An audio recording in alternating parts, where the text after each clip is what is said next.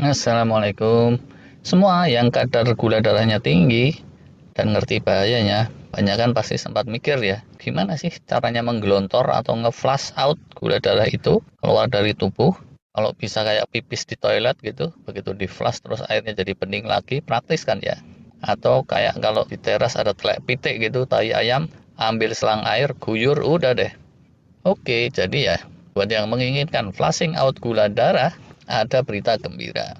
Tapi, sebelum berita gembira ini, ada berita buruk dulu. Sadarilah bahwa kentalnya gula dalam darah itu tidak sama dengan telek pitik yang nyemlok di teras kayak gitu tadi. Kentalnya gula darah di tubuh kita ibaratnya kayak telek pitiknya itu nempelnya bukan di tegelnya teras, tapi nempelnya itu di atas karpet. Walaupun ini kalau kebanyakan mengilustrasikan dengan yang jijai kayak gitu, mungkin videonya harus ganti judul ya, video telek pitik. Pokoknya singkatnya tuh gini ya, menggelontor gula dalam darah itu tidak gampang. Walau begitu, zaman keterbukaan informasi kayak sekarang, kalau di searching di internet, bisa tuh ketemu dengan mudah beberapa cara yang disarankan oleh para ahli. Yang mudah di sini tuh mudah ketemu sharingnya, praktekinnya beda lagi nih. Daripada susah-susah nyari yang bahasa kedokteran, bahasa Inggris, atau bahasa Mandarin, yuk kita sarikan aja di sini dengan bahasa kita, bahasa yang sederhana. Dengan catatan disclaimer bahwa ini sifatnya sekedar reportase inspirasional, bukannya rekomendasi medis, dan berlakunya mestinya buat yang relatif keganggunya itu bukan yang kelasnya kelas dewa, apalagi dewa mabok. Walah, mati ini. Yalah, kita tinjau jurus-jurus yang disarankan oleh para pakar. Pertama, kalau gula dah terlanjur meninggi, itu normalisasinya tidak akan sekejap mata. 3 harian lah itu paling cepat, tergantung segimana bagusnya bakat metabolisme kita. Kalau mau sampai penurunan markah HbA1c yang signifikan, itu bisa perlu setidaknya 120 harian tuh kira-kira, alias 3 bulanan gitu deh.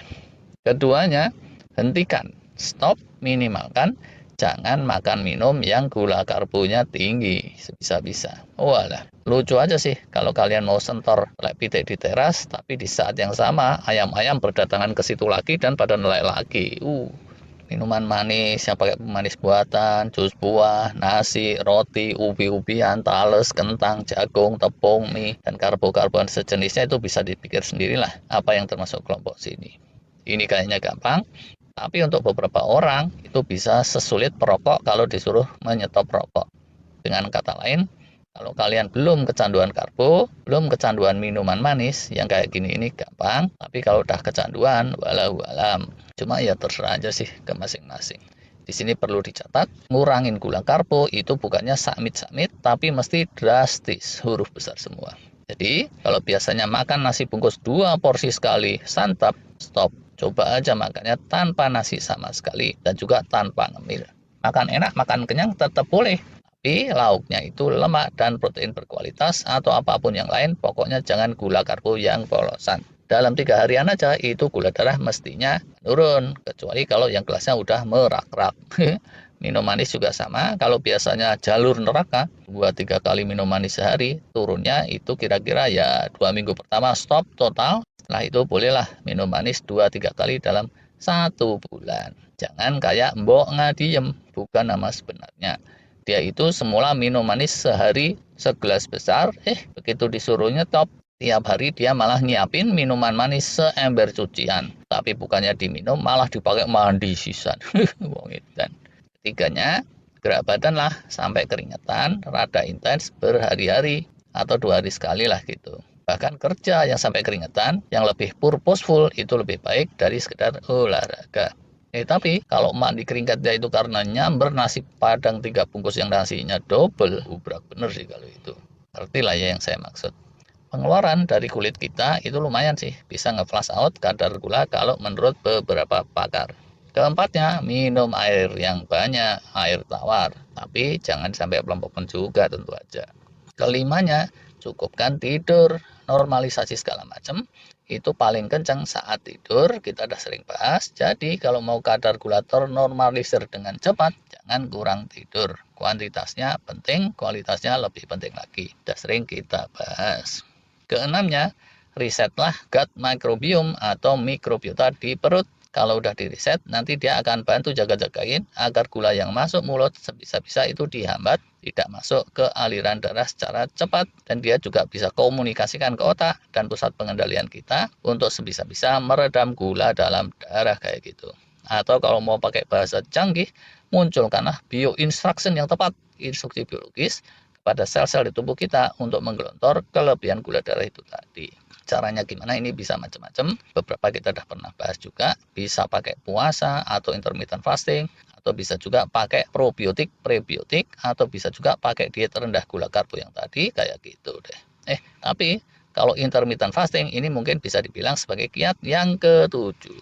Selain meriset gut microbiome atau mikrobiota di perut, fasting ini bisa mengikis fatty liver juga dan meningkatkan sensitivitas insulin dan sekaligus nurunin trigliserid juga dan lain-lain, menormalisir marka-marka metabolisme kita dan juga memunculkan autofagi yang efek healingnya menyeluruh.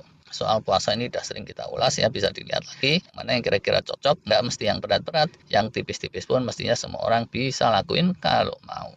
Kedelapan, carilah ketenangan batin, kelolalah supaya stres tidak menjadi-jadi. Gimana nyetelnya agar batin senantiasa positif? Ya udahlah, itu terserah pada keyakinan dan passion masing-masing.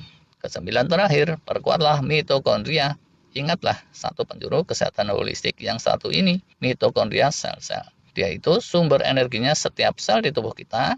Kalau dia prima, kita jadi energetik. Kalau dia loyo, ya udah healing dan segenap langkah normalisasi itu bakalan slow juga.